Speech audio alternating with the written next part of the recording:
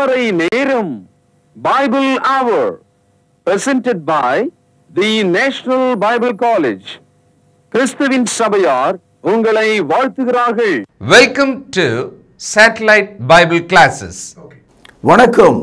தேசிய வேதாகம கல்லூரி மாணவ கண்மணிகளே, தோழர்களே, பெற்றோர்களே, உலகளாவிய என் தமிழ் சொந்தங்களே, உங்கள் அனைவருக்கும் இந்த நாளில் கர்த்தராகிய இயேசு கிறிஸ்துவின் நாமத்தில் உங்களை வாழ்த்தி இந்த நிகழ்ச்சிக்கு அழைக்கிறதுல மகிழ்ச்சி அடைகிறேன். இந்த நாளில் 1 கொரிந்தியர் 15வது அதிகாரம், சொல்லப்போனால் 1 கொரிந்தியர் 15வது அதிகாரம் ஏறக்குறைய கொரிந்தியர் புத்தகத்தினுடைய ஒரு கன்க்ளூஷன், ஒரு முடிவுரை போல் இருக்கிறது. ஏற்கனவே கொரிந்து நாட்டில் உள்ள சபை தலைவிரி கோலமாக, பொறுப்பற்றதாக, கட்டவிழ்க்கப்பட்ட ஒன்றைப் போல அவர்கள் சிதறி தங்களுடைய மனதிலும் அவர்களுடைய வெளிப்புற தோற்றத்திலும் இருக்கிறார்கள். அவர்களுக்கு ஏராளமான பிரிவினை போராட்டங்கள், ஏராளமான கலகங்கள், ஆள் வளர்ந்துருக்கிறானே தவிர அறிவு வளரல, என்ன சின்ன பையன்தனமாக இருக்கியே அப்படின்னு நம்ம சொல்கிறோம்ல, அந்த நிலையில் அந்த சபையார் ஒரு சிறு பிள்ளைகளைப் போல இருந்திருக்காங்க. குழந்தைகள் என்ற வார்த்தையே 1 கொரிந்தியர் 3 அப்போஸ்தலனாகிய பவுல் பேசுகிறார். நீங்கள் பாலை குடிக்கக்கூடிய நிலையில் இருக்கிறீங்க, உங்களுக்குள்ள பிரிவினைகளை பேசுவதனாலே நான் இதை சொல்கிறேன் என்று சொல்கிறார். இந்த முடிவுரையில் என்ன சொல்கிறார்னா, நிச்சயமாக நீங்கள் சத்தியத்தின்படி நடந்தால், நீங்கள் சோர்வில்லாமல் தேவனுக்கு பிரியமாக இருந்தால், நான் எழுதின இந்த வசனங்களை எல்லாம் புரிந்து கொண்டால், தேவன் உங்களை நிலைப்படுத்தி உங்களை ஆசீர்வதிப்பார் என்று சொல்கிறார். 15வது அதிகாரம் 58வது வசனம், ஆகையால் எனக்கு பிரியமான சகோதரரே, கர்த்தருக்குள் நீங்கள் படுகிற பிரயாசம் விருதாவாய் இராதென்று அறிந்து, விருதா என்று சொன்னால் வீண் என்று பொருள், நீங்கள் உறுதிப்பட்டவர்களாயும் அசைக்கப்படாதவர்களாயும் கர்த்தருடைய கிரியைகளிலே எப்பொழுதும் பெருகுகிறவர்களாயும் இருப்பீர்களாக. இதான் முடிவுரை. என்ன சொல்கிறார் கவனிச்சிங்களா? பிரியமான சகோதரர் என்று அழைக்கிறார். தலைவிரி கோலமாக, குழந்தைத்தனமாக, பிரிவினைகள் உள்ளவர்களாக இருந்தாலும் அவங்க தேவனுடைய பிள்ளைகள் தானே. பிரியமான சகோதரர்களே, கிறிஸ்தவம் என்பது தினமும் பாடுபடுகிற ஒரு மார்க்கம். சத்தியத்தின் வழியில் நடப்பது கூட நமக்கு ஒரு பாடாக தான் இருக்குது. மற்றவங்கெல்லாம் ஒரு வழியில் போகும்போது நம்ம வேறு மாதிரி தெரிகிறோம். ஆகவே நீங்கள் படுகிற பிரயாசம் வீணாகாது, நீங்கள் எடுக்கிற முயற்சிகள் வீணாகாது, நீங்கள் உறுதியான அசைக்கப்படாத கிரியைகளிலே பெருகுகிறவர்களாக இருப்பீங்க. இதுதான் கடைசி வார்த்தையாக இந்த அதிகாரத்தில் பார்க்கிறோம். பொதுவாக மனிதன் கெட்டு போகிறதுக்கு ஒரு காரணம் வாயார கேட்டான்னு சொல்லுவாங்க. மனிதனுடைய பாவங்கள் இந்த வாயின் வழியாக ஏராளமாய் செய்யப்படுது. குறிப்பாக சத்திய வழியில் நடக்க விரும்புகிற மக்கள் கூட தங்கள் வாயினாலே கெட்டு போகிறார்கள். Mouth is the organ commits more sin in your body. தேவையில்லாத காரியங்களை பேசுவதும், தேவையில்லாத சத்தியங்களை தவறாக எடுத்து போதிப்பதும் விசுவாசிக்கு ரொம்ப ஆபத்தாக முடிஞ்சிடும். குறிப்பாக நம் நாட்டில் ஒரு கதை உண்டு. சுற்றி வளைச்சி சிவபெருமான் தலையிலேயே கை வைக்க போனான்னு ஒரு கதை உண்டு. அதாவது இந்த கை வைக்க போனவன் யார் தலையில் கை வச்சாலும் அவன் பஸ்மா போகணுன்னு இவரை வர வாங்கிட்டான். கடவுள் தலையிலேயே கை வைக்க போனான் அப்படின்னு ஒரு கதை உண்டு. அது மாதிரி தான் கிறிஸ்தவர்கள் தேவன் யார், குமாரன் யார், பரிசுத்தாவி யார் என்று விளங்கி கொள்ளாமல் அவர்களை தோண்டி பிரித்து சேர்த்து தங்களுடைய விருப்பமான முறையில் போதிக்கிறதுனால விளங்காத ஒன்றாக அவர்கள் போனாங்க. when you have a doubt on God and Godhead, you are finished. Psoriasis வியாதின்னு ஒன்று இருக்குது. அது ஒரு தோல் வியாதி. வந்தால் போகவே போகாது, சொரிஞ்சிக்கிட்டே இருக்கணும், உடல் முழுதும் பரவும். அதுபோல் ஜீவனுள்ள தேவனை குறித்த சந்தேகங்களும் கவலைகளும் வீண் வார்த்தைகளும் உங்களுக்குள்ளே வந்துட்டா உங்களை திருத்தறதுக்கு முடியவே முடியாது. 1 கொரிந்தியர் 15வது அதிகாரம் 33வது வசனம், மோசம் போகாதிருங்கள், ஆகாத சம்பாஷணைகள் நல்லொழுக்கங்களை கெடுக்கும். இந்த இடத்துல வீணான வார்த்தைகள் நம் ஒழுக்கத்தை கெடுக்கும்னு சொன்னால் நம்ம வாழ்கிற சமுதாய வாழ்க்கையை பற்றி பேசலை, நாம் வாழ்கிற ஆத்ம வாழ்க்கையை பற்றி பேசுகிறது, நம்முடைய உபதேசத்தை பற்றி பேசுகிறது. ஆகவே தேவையில்லாத வார்த்தைகளை பேசிக் கொண்டிராதிருங்கள். மனம் போன காரியங்களை எல்லாம் பைபிளோடு பேசாதிருங்கள். ஆகவே மோசம் போகாதிருங்கள். B not deceived. இது எப்படி நான் இந்த கருத்தை உங்களுக்கு சொல்கிறேன்னா, அதுக்கு அடுத்த வசனம் பாருங்கள். நீங்கள் பாவம் செய்யாமல் நீதி கேட்க விழித்து கொண்டு தெளிந்தவர்களாயிருங்கள். கவனிங்க, பேனால் அடிக்கோட்டிடுங்கள். சிலர் தேவனை பற்றி அறிவில்லாமல் இருக்கிறார்களே, உங்களுக்கு வெட்கம் உண்டாக இதை சொல்லுகிறேன். அப்போ மோசம் போகாதிருங்கள், ஆகாத சம்பாஷணைகள் நல் ஒழுக்கங்களை கெடுக்கும்னு சொன்னது இதோடு தொடர்புடையது. தேவனை பற்றிய அறிவு விஷயத்தில் நம்ம தவறாக எண்ணினால் எல்லாமே தவறாக போயிடும். தேவனை ஒருவனும் ஒரு காலமும் நேரில் பார்த்ததில்லை. தேவன் தம்மை குறித்து அவருடைய வார்த்தையில் என்ன சொன்னாரோ அதை விசுவாசிப்பது, அதுதான் நம்முடைய கடமை. விசுவாசிக்கிற விஷயத்தில் கற்பனைகள்லாம் நமக்கு தேவையில்லை, விவாதங்கள்லாம் நமக்கு தேவையில்லை, புத்திசாலித்தனங்கள்லாம் நமக்கு தேவையே இல்லை. கடவுளுடைய வார்த்தை என்னவோ அப்படியே நாம் ஏற்போம். கிறிஸ்தவத்தினுடைய அச்சாணி இயேசு கிறிஸ்துவனுடைய சிலுவை மரணம், அடக்கம், உயிர்த்தெழுதல். இந்த அச்சாணியை தாண்டி கிறிஸ்தவத்தை நீங்கள் பார்க்க முடியாது. ஆனால் இன்னைக்கு பார்த்தீங்கன்னா இந்த தேவன் என்ற கருத்து வரும்போது கிறிஸ்துவை மனிதனாக பார்க்கிறவர்கள் இருக்கிறாங்க. கிறிஸ்துவும் தேவனாக தான் இருக்கார், தேவனில் ஒருவராக இருக்கிறார். அவருக்குள்ள தேவத்துவத்தின் பரிபூரணம் எல்லாம் சரீர பிரகாரமாக வாசமாயிருக்கிறது. கொலோசியர் 2ஆம் அதிகாரம் 9வது வசனம். இப்பொழுது 1 கொரிந்தியர் 15வது அதிகாரம் 3வது வசனம் பாருங்கள். நான் அடைந்ததும் உங்களுக்கு பிரதானமாக ஒப்புவித்ததும் என்னவென்றால், கிறிஸ்துவானவர் வேத வாக்கியங்களின்படி நமது பாவங்களுக்காக மரித்து அடக்கம் பண்ணப்பட்டு வேத வாக்கியங்களின்படி 3வது நாளிலே உயிர்த்தெழுந்தார். அதாவது இந்த இடத்துல பவுலடியார் கிறிஸ்துவனுடைய மரணம், அடக்கம், உயிர்த்தெழுதலை நான் அடைந்தேன், நான் அனுபவித்தேன், நான் அதை பெற்றுக்கொண்டேன், அது எனக்கு சொந்தமாயிற்று, உங்களுக்கும் அது அப்படிதான் இருக்க வேண்டும். நான் அனுபவிக்காததை உங்களுக்கு நான் சொல்லலை. இயேசு கிறிஸ்து சிலுவையில் அறையப்பட்டார் என்ற ஒரு தகவலை, அதற்கான ஆதாரத்தை தேடுகிறவர்கள் அறிவினால் தேடாமல் தேவனுடைய வார்த்தையினால் தேட வேண்டும்.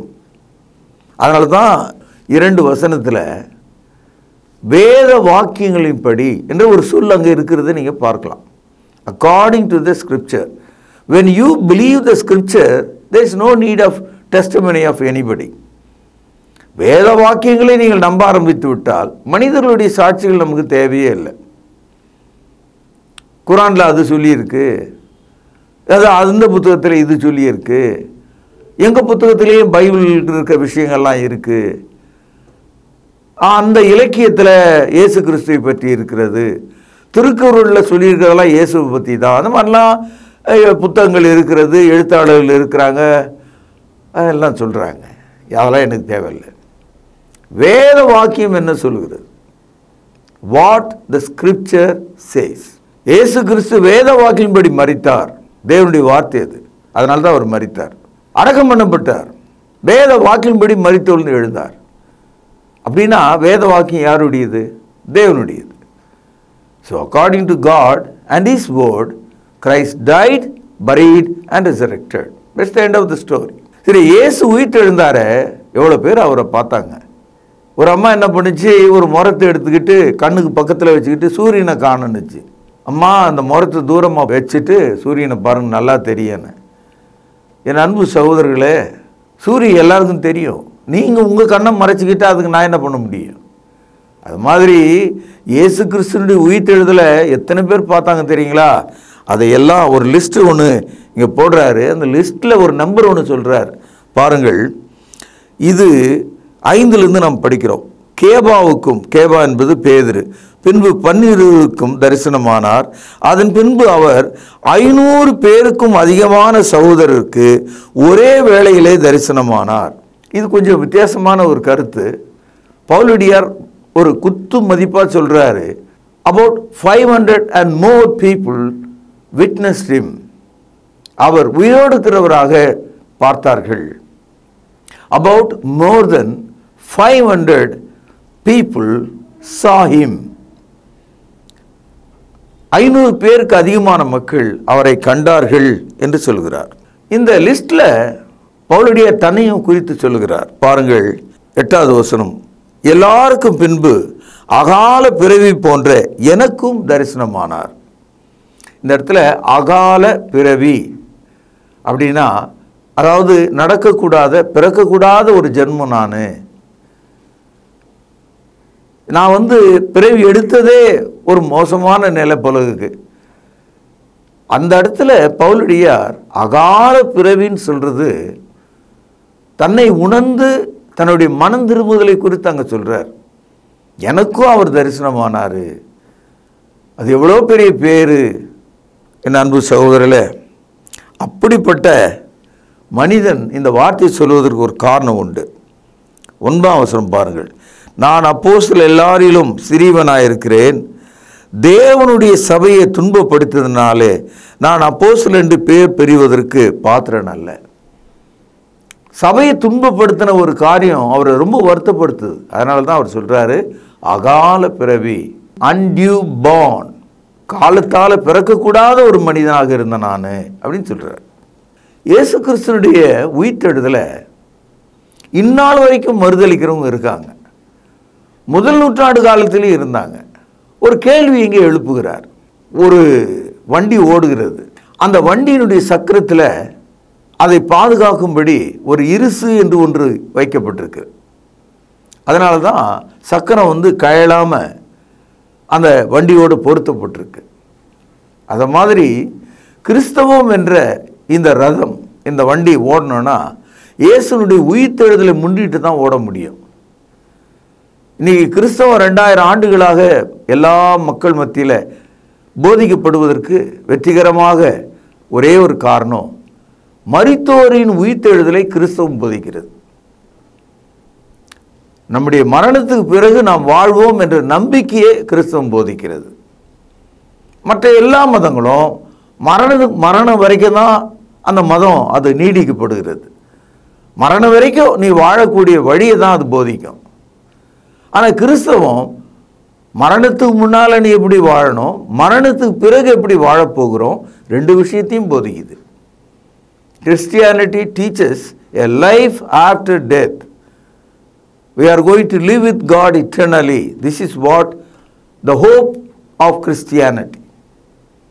ஆக இந்த விஷயத்தில் கொரிந்தியர்களே நீங்கள் ஜாக்கிரதையா இருங்க.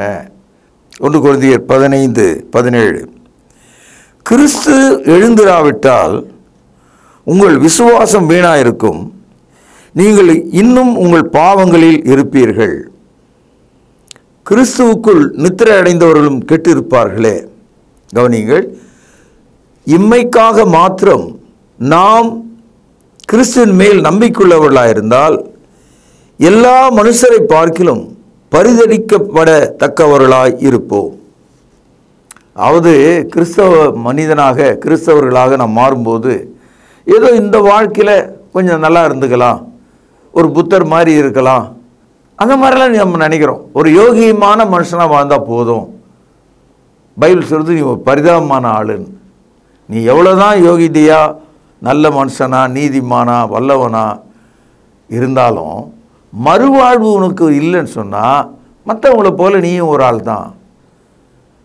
அவன் 80 பாவம் செய்தால் நீங்கள் 20 பாவம் செய்கிறீங்க, அவ்வளோதான் வித்தியாசம். ஆனால் எல்லாரும் பாவம் தான் செஞ்சிட்ருக்கோம்.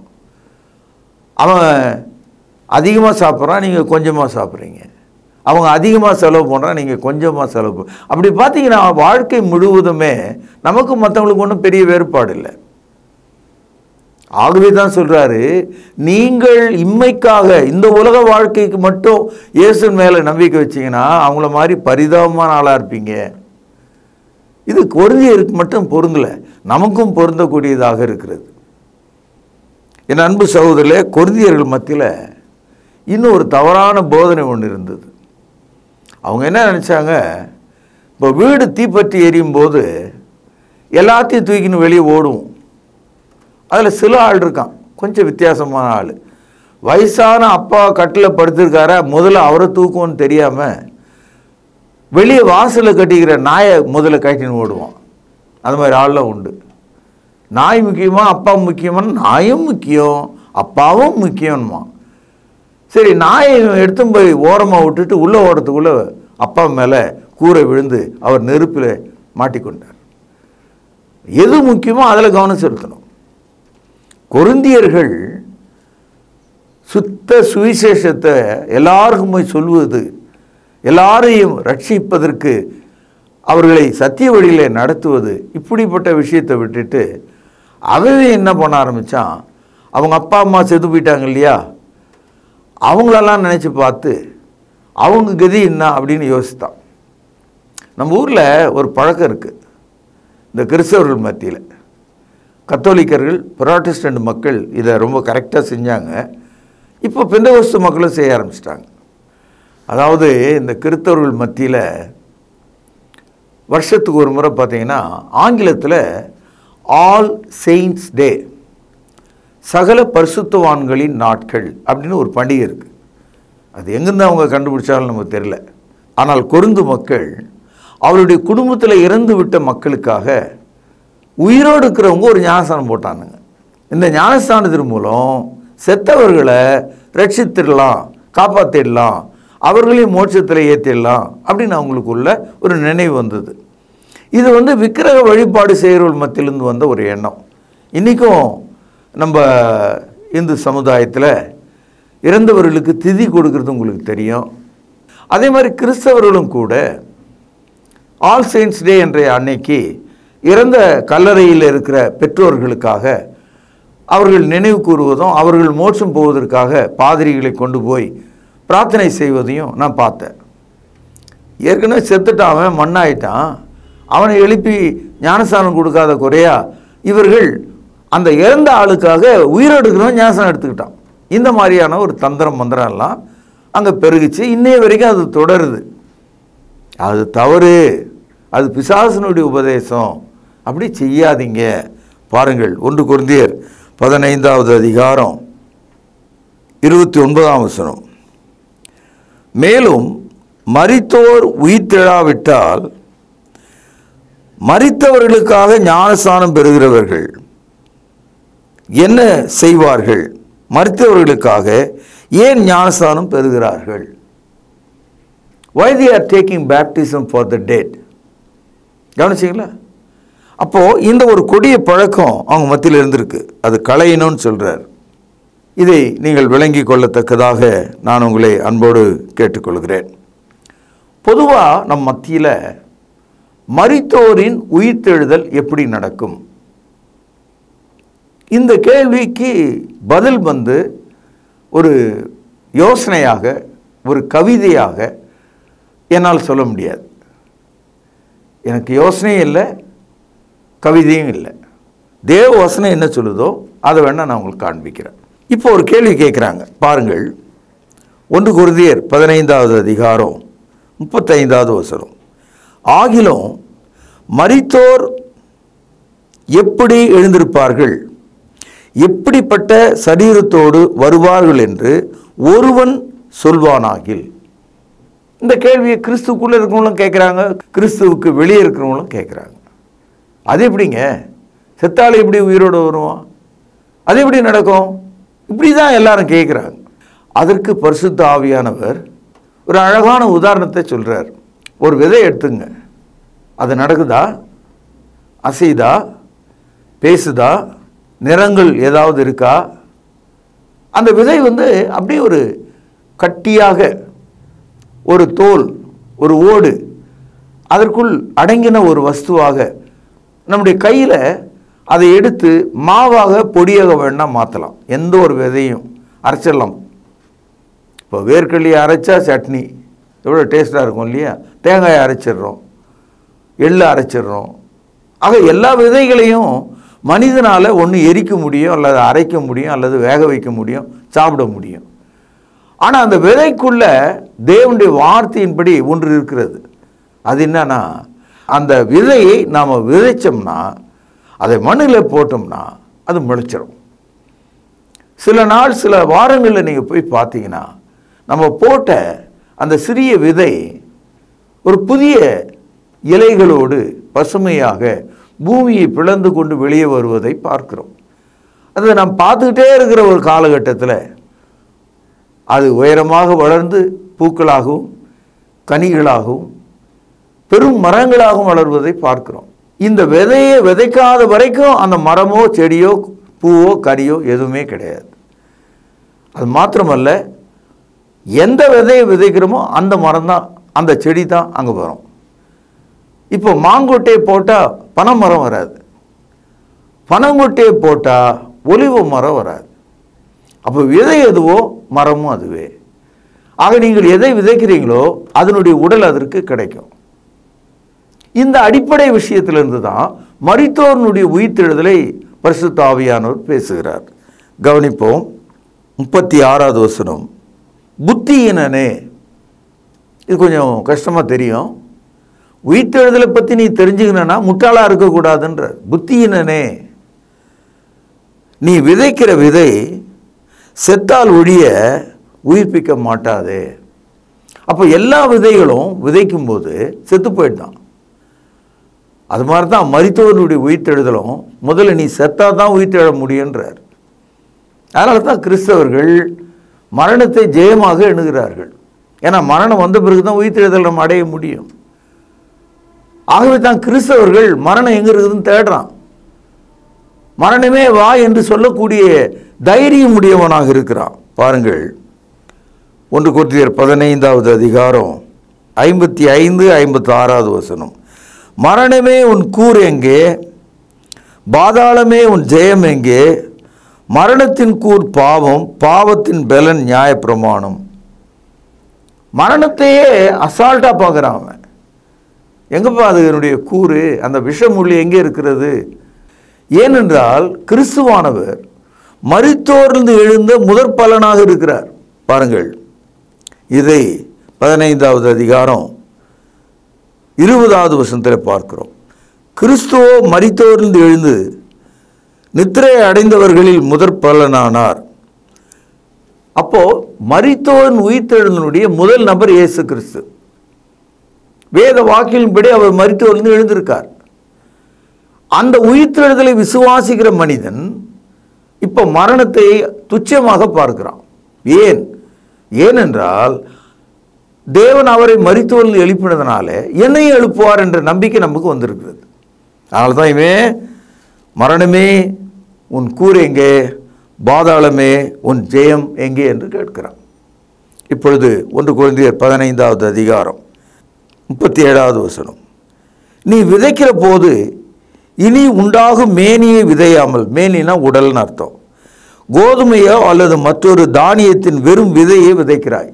விதைக்கும் போது ஆலம் விதையை எடுத்து விதைக்கிறோம்னு வச்சுங்க. ஆலமரத்தையே எடுத்துன்னு போய் விதைக்கிறீங்க? இல்லை, ஆலமரத்தை அந்த எள்ளு அளவுக்கு இருக்கிற சின்ன விதையை போடுறோம், அவ்வளோதான்.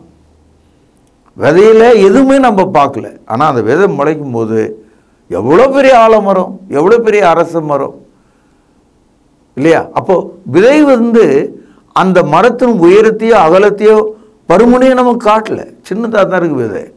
அதான் சொல்கிறாரு, நீ விதைக்கிற போது இனி உண்டாகும் மேனியை விதையாமல் கோதுமை அல்லது மற்றொரு தானியத்தினுடைய வெறும் விதையை விதைக்கிறாய். கவனிங்கள், அதற்கு தேவன் தமது சித்தத்தின்படியே மேனியை கொடுக்கிறார். விதைகள் ஒவ்வொன்றுக்கும் அதுக்கேற்ற மேனியை கொடுக்கிறார். விதைக்கும் போது அது முளைக்குது, அதுக்கு உருவத்தை, தோற்றத்தை தேவன் கொடுக்கிறார். அதுபோல உயிர்த்தெழுதலிலும் நாம் ஒரு புதிய தோற்றத்தை, உருவத்தை பெறுகிறோம். ஒரு கேள்வி இப்போ நாம் வைக்கிறோம். இப்போ உலகத்தில் தாவரங்களை பார்க்கிறோம், பறவைகளை பார்க்கிறோம், மிருகங்களை பார்க்கிறோம், காட்டு விலங்குகளை பார்க்கிறோம், கடல்வாழ் ஜந்துக்களை பார்க்கிறோம், மனிதர்களை பார்க்கிறோம். பரலோகத்துக்கு நம்ம போனோம்னு சொன்னால் பரலோகத்தில் நம்ம எப்படி இருப்போம்? இதே மாதிரி தான் இருப்போமா? அங்கே ஏதாவது கடை தெருவெல்லாம் இருக்குமா? காய்கறி கடைகள் இருக்குமா? அங்கே கடல் இருக்குமா? இந்த மாதிரியான கட்டடங்கள் இருக்குமா? ஒரு உயரமான உலகமாக இருக்குமா? இப்படியெல்லாம் எண்ணுகிறவர்கள் உண்டு. எனக்கு தெரிந்து சில பெந்தகோஸ்து பெரும் புள்ளிகள், பெரும் நட்சத்திரங்கள், நாங்கள் பரலோகத்துக்கு போனோம், ஹவுசிங் போர்டு மாதிரி வீடை தேவன் கட்டி வச்சிருக்காரு, நமக்காக அறைகள்லாம் உண்டாக்கப்பட்டிருக்கிறது, எனக்கு வேண்டிய அறையையும் அதற்கான சாவியும் கடவுள் என்கிட்ட கொடுத்தாருன்னு சொல்லி ஒரு ஆள் இங்கே வந்து சொன்னார். அந்த ஆள் இப்போ உயிரோடு இல்லை, செத்தே போயிட்டார். இப்போ அவங்க மகனும் பேரனும் சுற்றிட்டு இருக்காங்க அந்த ஊழியத்தை. பரலோக ராஜ்யத்தில் நாம் ஆவிக்குரியவர்களாக மட்டுமே இருப்போம். we will be only spirits. அங்கே கொள்வானையும் இல்லை, கொடுப்பானையும் இல்லை. நமக்கு அங்கே கண்ணீரும் இல்லை, துக்கமும் இல்லை, மரணமும் இல்லை, அலறுதலும் இல்லை. நாம் தேவனுடைய மக்களாக இருப்போம். ஏனென்றால் தேவன் ஆவியா இருக்கிறார். அது ஆவியின் உலகம். 40வது வசனம், வானத்துக்குரிய மேனியும் உண்டு. மேனினா உடல். பூமிக்குரிய மேனியும் உண்டு. வானத்துக்குரிய மேனிகளுடைய மகிமையும் வேறு, பூமிக்குரிய மேனிகளுடைய மகிமையும் வேறு. எனக்கு புரியல. அப்படின்னா உதாரணம் சொல்கிறாரு, சூரியனுடைய மகிமையும் வேறு, சந்திரனுடைய மகிமையும் வேறு, நட்சத்திரங்களுடைய மகிமையும் வேறு. மகிமையிலே நட்சத்திரத்துக்கு நட்சத்திரம் விசேஷித்திருக்கிறது. இப்போ சூரிய ஒளி, சந்திர ஒளி, நட்சத்திரத்தின் ஒளி வேறுபட்டிருக்கா இல்லையா? அந்த வேறுபாடு நமக்கு தெரியுது. ஒரே ஒரு சூரியன் இந்த உலகம் முழுவதும் வெளிச்சத்தை கொடுக்குது. அதில் 10ல் ஒரு பகுதியை இரவில் வருகிற சந்திரன் கொடுக்குது. நட்சத்திரங்கள் அந்த 10ல் ஒரு பகுதியை கொடுக்கிறது. அது மாதிரி பரலோகத்துக்குரிய மேனி, அதனுடைய அழகு வேற. அப்படிதான் பரலோகத்துக்குரிய சரீரங்களும் இருக்கிறது. பாருங்கள் 42வது வசனம், மரித்தோரின் உயிர்த்தெழுதலும் அப்படியே இருக்கும். அழிவுள்ளதாய் விதைக்கப்படும். இந்த உடல் அழிவுள்ளதாய் விதைக்கப்படும், அழிவில்லாததாய் எழுந்திருக்கும். கனவீனம் உள்ளதாய் விதைக்கப்படும், மகிமை உள்ளதாக எழுந்திருக்கும். பலவீனம் உள்ளதாய் விதைக்கப்படும், பலம் உள்ளதாய் எழுந்திருக்கும். கவனிங்கள், ஜென்ம சரீரம் விதைக்கப்படும், ஆவிக்குரிய சரீரம் எழுந்திருக்கும். ஜென்ம சரீரமும் உண்டு, ஆவிக்குரிய சரீரமும் உண்டு. அப்போ நம்ம இப்போ வச்சிருக்கிறது, நமக்கு இருக்கிறது ஜென்ம சரீரம். உயிர்த்தெழுதலின் போது நமக்கு ஆவிக்குரிய சரீரம் உண்டாகும். இந்த ஆவிக்குரிய சரீரத்தை இயேசு கிறிஸ்துவினுடைய 2வது வருகையில் கண் இமைக்குது பார்த்தீங்களா? By the twinkling of your eyelid. கண் இமைக்கும் நேரத்தில் மரித்தவர்களுக்கும் உயிரோடு இருக்கிறவர்களுக்கும் தேவன் மாற்றி கொடுக்கிறாராம். நாம் அந்த புதிய உடலை பெற்றுக்கொள்வோம். கவனிப்போம். 1 கொரிந்தியர் 15வது அதிகாரம் 50லிருந்து படிக்கிறேன். கவனிங்க. சகோதரரே, நான் சொல்லுகிறது என்னவெனில், மாம்சமும் இரத்தமும் தேவனுடைய ராஜ்யத்தை சுதந்திரிக்க மாட்டாது, அழிவுள்ளது அழியாமையை சுதந்திரிப்பதில்லை. அதாவது இந்த மாம்சம் இரத்தம் ஓடுகிற இந்த உடலோடு நாம் பரலோகத்துக்கு போக போகிறது இல்லை. அங்கே நம்ம போக முடியாது. 51வது வசனம் பாருங்கள், இதோ ஒரு ரகசியத்தை உங்களுக்கு அறிவிக்கிறேன்.